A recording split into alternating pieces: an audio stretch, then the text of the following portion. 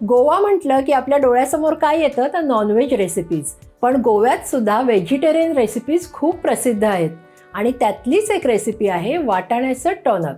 आणि आज मी तुम्हाला ती करून दाखवणार आहे. अगदी सोपी रेसिपी आहे. आपण सुरुवात करूया. हे हिरवे वाटाणे आहेत, सुके हिरवे वाटाणे, जे मी रात्रभर पाण्यात भिजवून ठेवले होते. ते आता घालून घेऊया. हे 2 बटाटे मी कापून घेतलेले आहेत. थोडेसे मोठेच असे कापून घ्यायचे आहेत. बटाटे पाण्यात ठेवले होते कारण ते काळे पडू नयेत म्हणून. आता ह्याच्यात साधारणतः 2 कप एवढं पाणी घातलेलं आहे आणि ह्याच्यात अगदी चवीपुरतं थोडंसं मीठ टाकायचं आहे. आता कुकरला 2 शिट्या करून घेऊया. कुकरला जोपर्यंत शिट्या होत आहेत आपण मसाला तयार करून घेऊया. त्यासाठी इथे एका पॅनमध्ये मी 2 टेबलस्पून तेल घेते. एक छोटा कांदा उभा चिरून घेतलेला आहे. हा जो कांदा आहे हा थोडा सोनेरी रंगावर आपल्याला परतून घ्यायचा आहे.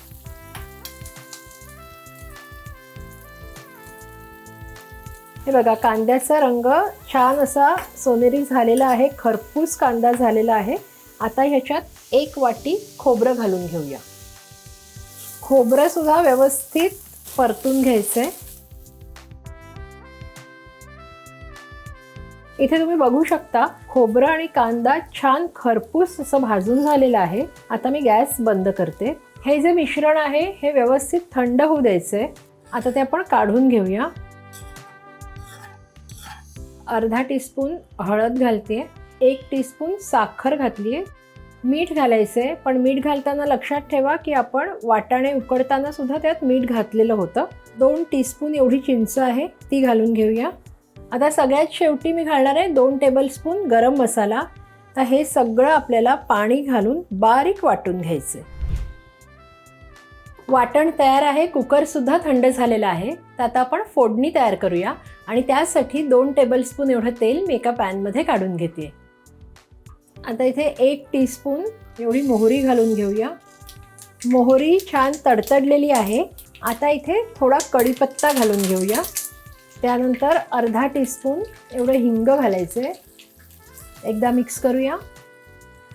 आणि आता हे जे उकडलेले वाटाणे आहेत ते आपण ह्यात घालणार आहोत. मिक्स करूया.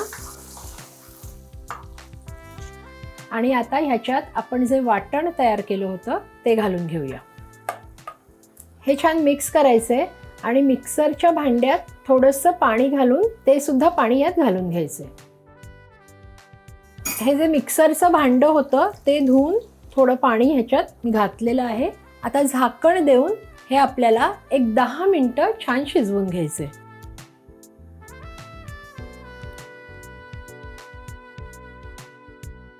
मी गॅस बंद केलाय.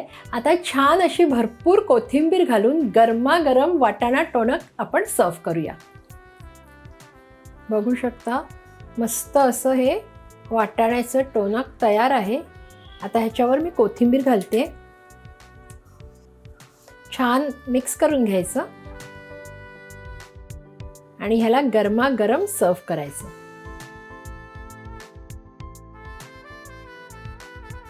गरमागरम वाटाण्याचं टोनक तयार आहे. इथे मी सुके हिरवे वाटाणे वापरलेले आहेत. तुम्ही सुके पांढरे वाटाणे वापरू शकता किंवा अगदी ताजा मटार सुद्धा वापरू शकता. आता हे खायचं कशाबरोबर? तर हे बन्स, पुरी किंवा पावाबरोबर तुम्ही ह्याचा आस्वाद घेऊ शकता. तर नक्की करून पाहायचंय. कसं झालंय ते आम्हाला कळवायचं सुद्धा आहे. आणि अशा छान छान रेसिपीजसाठी रुचकर मेजवानीला लाईक, शेअर आणि सबस्क्राईब करा. आपण पुन्हा भेटणार आहोत पुढच्या भागात.